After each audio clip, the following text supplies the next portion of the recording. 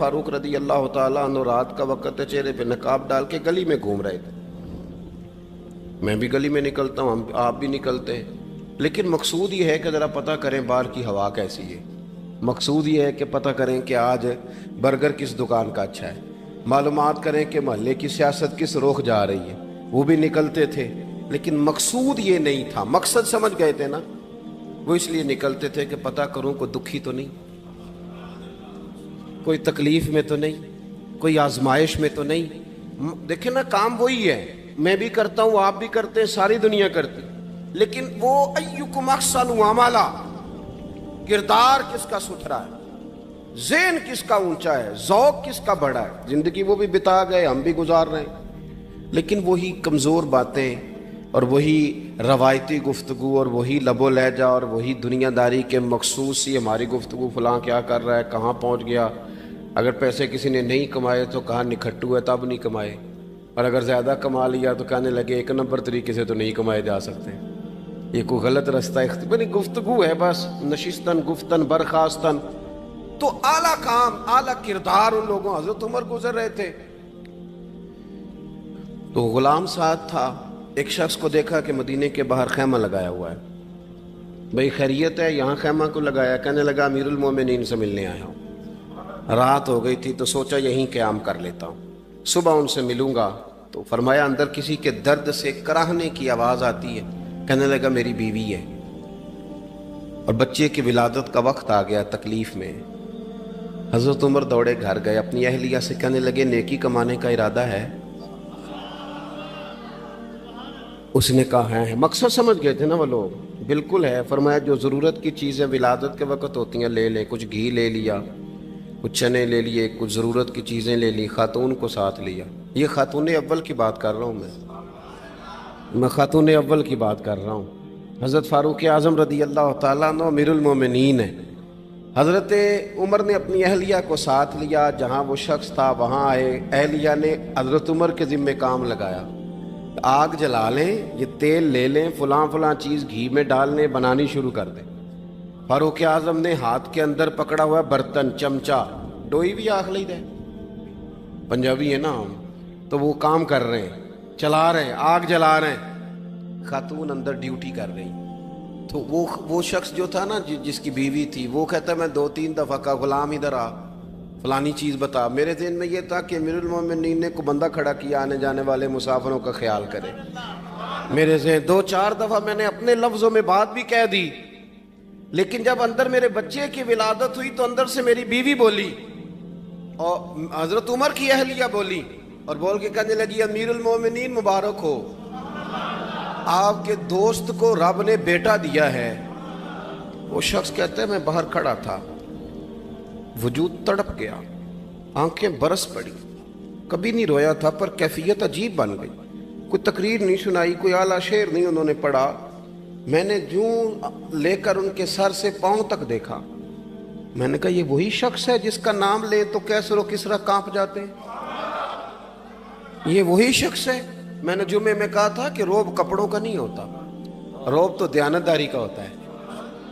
ہاں بڑا مال کما کے لوگوں نے بنائی ہوتی ہے، کار کوٹھی تو بندے کھڑے ہو کے کہہ دیتے ہیں 2 نمبر طریقے سے آیا ہے. اور 13ویں-14ویں گریڈ کا ملازم ہو تو اس کے سامنے بہت بڑا افسر ڈر رہا ہوتا ہے یار بندہ دیانتدار ہے، یہ رشوت نہیں لیتا، سفارش نہیں مانتا، یہ میرٹ پہ کام کرتا ہے. تو روب تو آپ کی دیانتداری کا ہے، آپ کی سچائی کا ہے. اپنی زندگی میں جو لوگ مقصد سمجھ گئے، مقاصد پا گئے، کچھ کر گئے، ہم ذرا الجھ گئے ہیں. پہلے اتنا شاندار مکان بناتے ہیں، پھر مرنے کو کس کا دل چاہے. اتنی محنت کر کے جو ہے وہ کوٹھی بنائی ہے تو اب چھوڑ کے کون جائے. وہ تیار بیٹھے تھے. انہیں نبی کریم نے کہا تھا کن فی الدنیا کانک غریب نو عابر السبیل، تم نے مسافروں کی طرح رہنا ہے. او میرے بھائی، کبھی دیکھا ہے ایئرپورٹ پہ مسافر لڑتا ہو کہ میں نے یہ جگہ خریدنی ہے؟ اسے پتہ ہے کہ ابھی فلائٹ آنی ہے، میں نے تو چلے جانا ہے. ریلوے اسٹیشن پہ جو جگہ ہوتی ہے وہ خریدنے کے لیے لوگ رٹا نہیں ڈالتے، انہیں پتہ ہے پہلی ٹرین سے چلے جانا ہے. بس سٹاپ پہ جھگڑے نہیں ہوتے کہ یہ کرسی میری ہے، جانا جو ہے مٹی دیں تے مٹی رہنا ہی. ایویں کا دی بلے بلے اج مٹی دے اتے بندیا تے کل مٹی دے تھلے.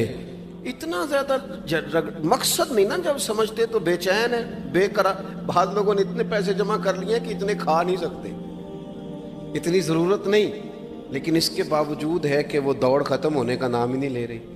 حضرت صدیق اکبر رضی اللہ تعالیٰ عنہ امیر المومنین ہے. بادشاہوں کے بڑے بات ہوتی ہے. ہمارے ملک میں ایسے بھی بادشاہ گزرے ہیں کہ جو سفر پہ جاتے تھے تو خانسا میں بھی لے جاتے تھے, باورچیوں کو بھی لے کے جاتے تھے کہ کھانا میری مرضی کا ہونا چاہیے. حضرت ابوبکر صدیق نے پانی مانگا, امیر المومنین, تو صحابہ نے نا شہد ملا پانی پیش کیا. کوئی اتنی لمبی بات تو نہیں, لیکن صدیق اکبر رو ہی پڑے, اور اتنا روئے کہ ہجکیاں بن گئیں. لوگ کہتے ہیں پتہ نہیں تھا کس بات پہ رو رہے ہیں, پر ہم بھی رو پڑے. حضور آپ کیوں روتے ہیں؟ تو آپ فرمانے لگے یار مجھے آسانیوں میں مبتلا کرنے لگے ہو, مجھے ان دنیا کی لذات میں الجھانے لگے ہو. میں حضور کی بارگاہ میں بیٹھا تھا تو اللہ کے رسول فرما رہے تھے پیچھے ہٹ جا, پیچھے ہٹ جا, پیچھے ہٹ جا. میں نے پوچھا حضور آپ کس کو کہہ رہے ہیں؟ تو حضور فرمانے لگے دنیا میرے پاس آئی تھی, وہ قریب کرنا چاہتی تھی مجھے, تو میں نے اسے کہا پیچھے ہٹ جا, میرے نیڑے نہ آنا, دور ہٹ جا. تو ہٹ تو گئی ہے پر جاتی دفعہ کہہ گئی ہے سونیا آپ تو بچ گئے ہیں, پر آپ کے بعد والے کیسے بچیں گے؟ تو مجھے سینے سے لگا لیں, گلے سے لگا لیں. مقصد اپنا سمجھیں, اعمال کا حسن پیدا کریں.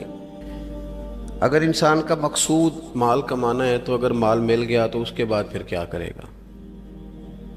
کسی نے طے کر لیا تھا کہ بہت بڑی گاڑی اور بہت بڑا بنگلہ مجھے چاہیے, تو وہ بنگلہ اسے مل گیا, گاڑی آ گئی. اب تو مقاصد چونکہ طے نہیں ہوتے, تو جو چیز انسان چھوٹا سا مقصد طے کرتا ہے وہ اسے حاصل ہو جاتا ہے. میں نے ملک سے باہر جانا ہے, گھر سیٹ کرنا ہے, ساتھ والا پلاٹ لینا ہے, ہو گیا سارا کچھ. تو اب وہ پھر انسان بے چین ہو جاتا ہے, پریشان رہتا ہے, کہتا ہے سمجھ نہیں آتی مطلب مقصود کیا ہے. اللہ تبارک و تعالیٰ نے تو ایک تنکا بے مقصد پیدا نہیں کیا, اتنا سونا انسان کیسے بے مقصد پیدا کر. تو رب کریم نے ہمیں بتایا کہ مقصد تو تمہارا ہے. مقصد ہے الذی خلق الموت والحیات لیبلوکم ایکم احسن عملا. اس نے موت اور حیات اس لیے پیدا کی ہے تاکہ پتہ چلے تم میں اچھے عمل کون کرتا ہے, تم کس قدر زیادہ اپنے رب کی عبادت کرتے ہو, کس قدر زیادہ حسن اخلاق کا مظاہرہ کرتے ہو, کس قدر زیادہ لوگوں کی خدمت کرتے ہو, کس قدر زیادہ تم دین کی تبلیغ میں, اشاعت میں, ابلاغ میں, ترویج میں کردار ادا کرتے ہو. با مقصد تمہیں بنایا, با مقصد. اچھا ترین عمل تم میں سے کون کرتا ہے؟ اس لیے موت اور حیات پیدا کی تھی کہ تم نے ستھرے سے ستھرے اعمال, بہتر سے بہتر کردار, اعلیٰ سے اعلیٰ تمہارا انداز زندگی. دیکھیں ہم نے لوگوں کے ساتھ مل کے رہنا ہوتا ہے, بہت ساری چیزیں ایسی ہوتی ہیں کہ جو تکلیف کا سامان بنتی ہیں. اب انہی لوگوں کے ساتھ اللہ نے ہمیں مل کے رہنے کا حکم دیا, ان کے حقوق ادا کرنے کا حکم دیا, تو ساتھ ساتھ نا درگزر کا بھی کہا, معافی کا بھی کہا. جب انسان معافی کر دینے والا ہو جاتا ہے, درگزر والا ہو جاتا ہے, تو پھر وہ بڑا ہو جاتا ہے, بڑے دل والا ہو جاتا ہے, بڑے حوصلے والا ہو جاتا ہے, بڑے ضرب والا ہو جاتا ہے, اس کی زندگی حسین ہوتی. تو یہاں آئے تھے کچھ کام کرنے.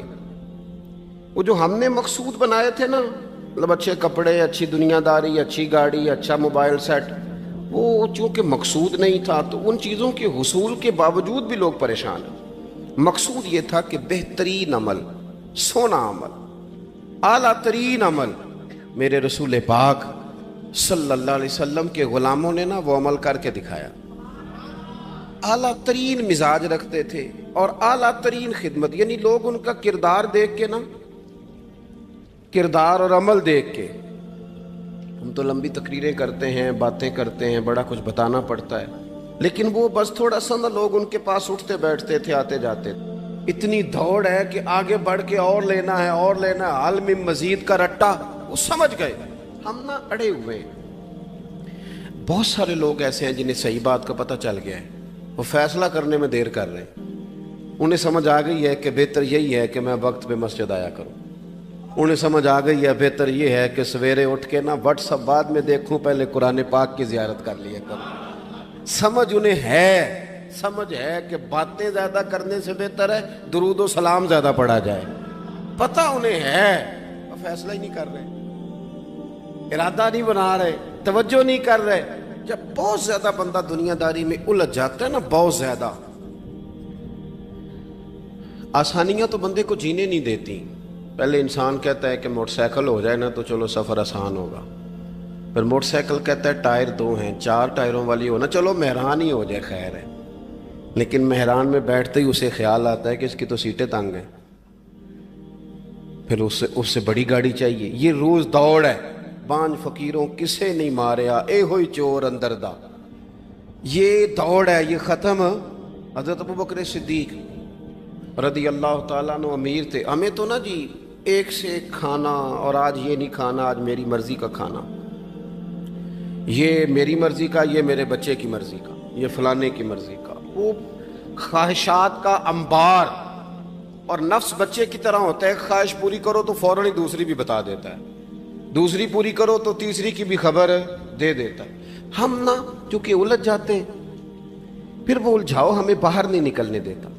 اگر تھوڑا تھوڑا کر کے، میرا مطلب یہ ہے کہ زندہ رہنے کے لیے روٹی کھانی ہے نا، مثلا روٹی کا لطف کتنی دیر ہوتا ہے، جتنی دیر منہ میں چباتے ہیں، اس کے بعد ختم۔ تو کپڑا تو پہننا تھا بدن چھپانے کے لیے، اس میں وہ کدھر سے آ گئیں ساری کہانیاں جو آج بن گئیں۔ اور اتنے میں نے عجیب و غریب نظام دیکھا ہے کہ نوجوان ہے، اچھا بھلا سیاںا آدمی، کپڑے اس نے تازے سلوائے ہیں، اور 99 لوگوں نے کہا ہے صحیح لگ رہا ہے، تو صرف ایک نے کہا ہے نہیں ٹھیک لگ رہا، وہ پریشان ہو جاتا ہے، کہتا ہے اس کا کچھ کروں۔ کیوں؟ اس لیے کہ یہی سارا مقصود سمجھ لیا ہے، کپڑے پہننا، اسی میں الجھ جانا۔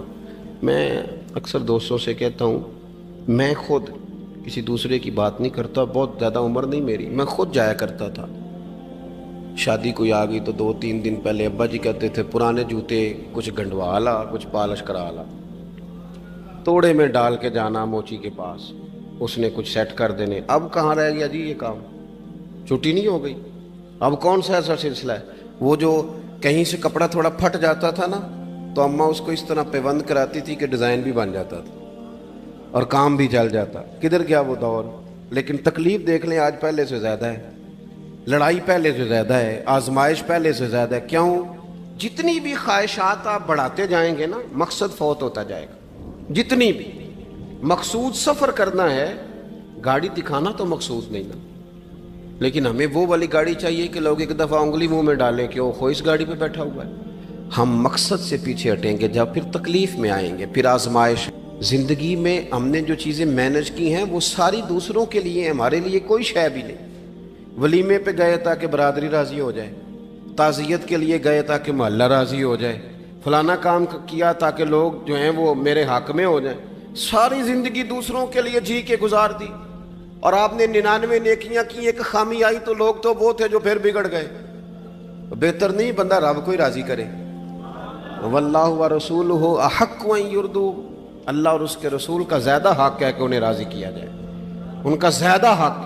اپنی زندگی میں معاملات کو ترتیب دیں، ایک مخصوص ذہن بنائیں، اتنا سویرے قرآن شریف پڑھنا ہے، اتنا درود پاک، اور یہ راز ہو ہمارا اور ہمارے رب کا، یہ راز ہو، اتنی دیر مصلی پہ بیٹھنا ہے۔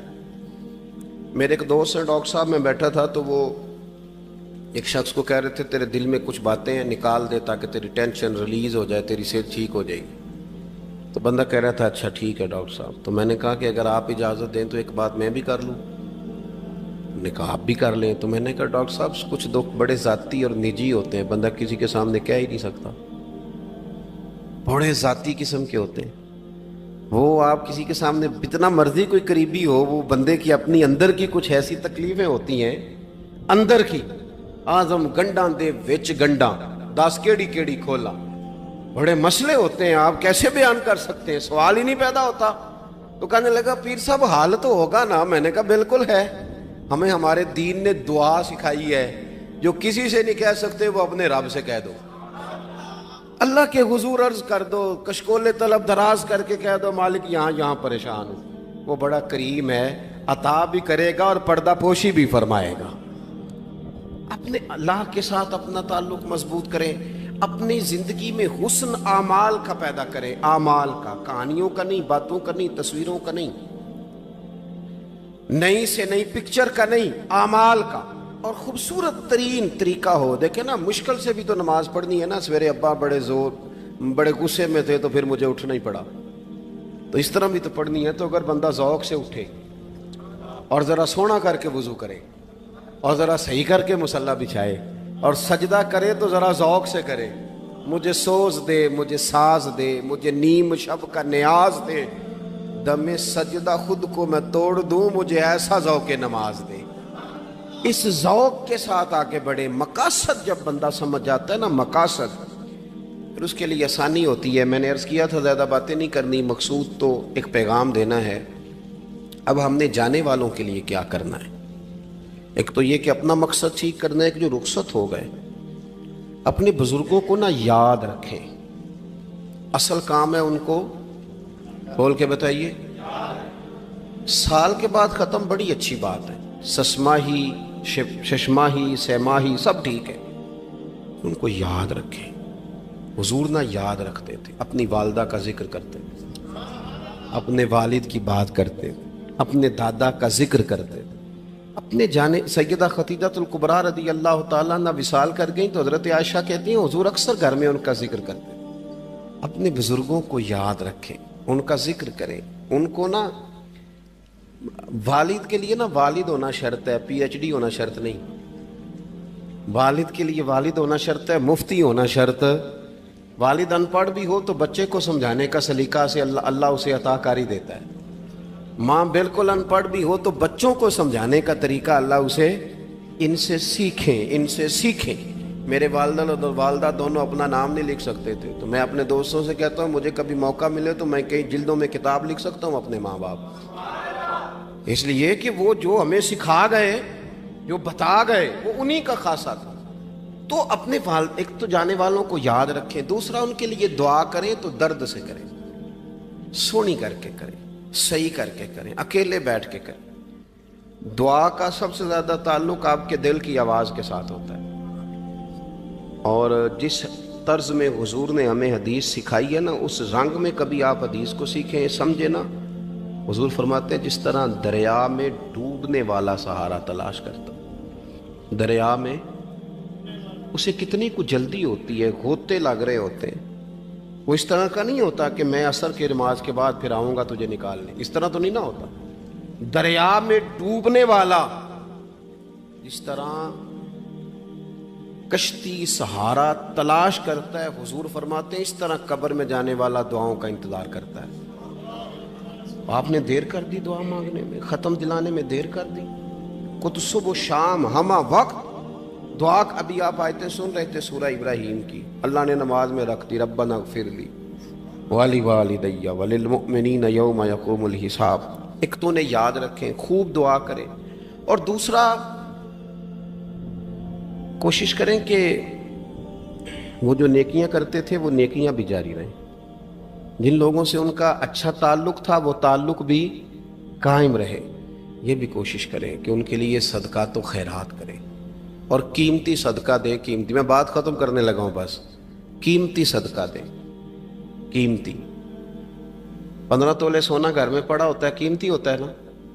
کبھی کسی نے چوک میں بتایا کہ آج 15 تولے سونا میرے گھر میں پڑا ہے؟ بولو نا، لگتا ہے تو سو 10 چھڑنا ہے۔ اگر گھر میں 50 لاکھ روپے کیش پڑا ہو تو چوک میں گلی میں آ کے آپ بات کریں کہ گھر میں پیسے پڑے ہیں، کیوں؟ کہ وہ قیمتی ہیں، کوئی لے نہ لے۔ تو یہ جو 5000 مسجد دے کے سارے محلے کو بتاتے ہو، یہ بھی صدقہ تھا، یہ بڑا قیمتی چیز تھی، یہ بتانے والا نہیں تھا، یہ تو نیکی تو قیمتی تھی۔ قیمتی چیز جو ہوتی ہے وہ تو چھپائی جاتی ہے کہ بتائی جاتی ہے۔ یہ جو بیٹیاں ہیں نا اسلام کی، مائیں بہنیں، یہ قیمتی ہیں، اس لیے اسلام انہیں کہتا ہے تم گلیوں اور چوکوں میں آنے والی نہیں، قیمتی چیزیں، قیمتی چیزیں گھر کے اندر رہا کرتی ہیں۔ تم قیمتی چیزیں ہو، تمہارا وجود قیمتی ہے، تم کبھی ماں ہو، کبھی بیٹی ہو، کبھی بہن ہو، کبھی بیوی ہو، قیمتی ہو، اس لیے تمہیں اسلام کہتا ہے کہ گھر کے اندر رہو گی تو تمہاری قیمت رہے گی۔ کچھ چیزیں ایسی ہیں جو چوکوں میں گلیوں میں پھیل جائے تو ان کی قیمت نہیں رہتی، اس لیے تمہیں کہا جاتا ہے کہ گھر میں رہو۔ یہ جو تمہیں چونکوں میں لاتے ہیں یہ تمہیں بے وقت کرنا چاہتے ہیں، بے قیمت کرنا چاہتے ہیں۔ انسان تھوڑی دیر کے لیے، اگر تھوڑی دیر کے لیے غور کرے تو بڑے بڑے جانور انسان سے بڑے طاقتور ہیں، لیکن اللہ نے ان کی نکیل انسان کے ہاتھ میں تھما دی۔ اتنا بڑا جہاز ہے، ٹنوں وزن لے کے چل رہا ہے، انسان کے بس کی بات نہیں کہ وہ کئی لوگ لگ کے بھی اس کو اٹھا سکیں، لیکن اللہ نے اس کے قبضہ و اختیار میں کر دیا ہے۔ فرمایا هو الذی خلق لکم ما فی الارض جمیعا، زمین میں جو کچھ ہے سارا تیرے لیے بنایا ہے، آسمان میں جو ہے سارا تیرے لیے بنایا ہے۔ وما خلقت الجن والانس الا لیعبدون، فرمایا کل کائنات میں نے تیرے لیے بنائی ہے اور تجھے میں نے اپنی عبادت کے لیے پیدا فرمایا ہے۔ تو جنوں اور انسانوں کو اللہ نے اپنی عبادت کے لیے تخلیق فرمایا۔ مقصد زندگی، مقصد تخلیق، دنیا میں آنے کا مقصد اولین اور مقصد آخرین اللہ کی عبادت، اللہ کی معرفت، اللہ کی طرف توجہ، اللہ کی طرف رجوع، یہی ایک مقصد تھا انسان کے آنے کا۔ اسی کو قرآن نے بیان کیا تھا۔ اپنے اپنے مقاصد، درود شریف پڑھنے والوں سے بلند صلاۃ و سلام علیک یا سید یا رسول اللہ۔ اپنے اپنے مقاصد، اپنے اپنے معاملات کو ہم نے ترتیب دے لیا ہے۔ صبح سے شام تک کے معاملات سارے کے سارے ہمارے ذاتی، نجی اور ہمارے اپنے بنائے ہوئے مقاصد کے تحت گزر رہے ہیں۔ حالانکہ رب کریم نے فرمایا کہ انسان، میں نے تجھے اپنی عبادت کے لیے بنایا ہے، اپنے لیے تجھے بنایا ہے، تو میری بارگاہ میں سجدہ ریز ہو، تو میری بارگاہ کی طرف توجہ کرے، تو میرے لیے تسبیح پڑھے، تو تہلیل کے جملے بولے، تو تکبیر کہے، تو میرے محبوب پہ نازل ہونے والے قرآن کی تلاوت کرے۔ تجھے تو اس لیے بنایا تھا۔ عبادت کا معنی یاد رکھیے گا، عبادت کا معنی فقط نماز پڑھنا نہیں، عبادت کا معنی صرف نماز پڑھنا نہیں، نماز عبادت کا ایک جز ہے، نماز عبادت کا ایک حصہ ہے۔ عبادت نماز پڑھنے کا نام نہیں، عبادت روزہ رکھنے کا نام نہیں، عبادت صرف اور صرف حج کرنے کا نام نہیں، فقط ذکر فکر کرنا عبادت نہیں، بلکہ اللہ کا حکم ماننے کا نام عبادت ہے۔ خدا رسول کی بات ماننے کا نام عبادت ہے۔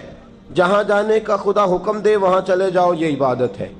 جہاں جانے سے منع کر دے وہاں کبھی نہ جاؤ، یہ عبادت ہے۔ اگر نماز پڑھنے کا نام ہی عبادت ہوتا تو پھر فجر کی فجر کے وقت کیوں پڑھنی پڑتی، پھر ظہر میں ہی کیوں فرض ہوتی، پھر عصر کا وقت مغرب میں جا کے کیوں نہ شروع کیا جاتا، پھر انسان کی مرضی تھی جب پڑھ لیتا۔ فرمایا نہیں، عبادت میری ہے، اصل میری اطاعت ہے۔ میں جب کہوں کہ یہ فجر کا وقت ہے تو تجھے فجر مان کے پڑھنا، جب کہوں ظہر کا وقت ہے تو ظہر مان کے۔ ہم نے عبادت کو مخصوص کر دیا، مسجد میں چلے جانا، نفل پڑھ لینا، کچھ دیر قرآن شریف پڑھ لینا، کچھ دیر اللہ کی عبادت کر لینا، کچھ دیر ذکر اذکار کر لینا، اس کا نام عبادت ہے۔ اور باہر نکل کے بے شک جھوٹ بولے، باہر نکل کے بے شک غیبت کرے، باہر نکلے اور کم تولے، باہر نکلے اور اپنی من مرضی کرے، تو یہ عبادت نہیں۔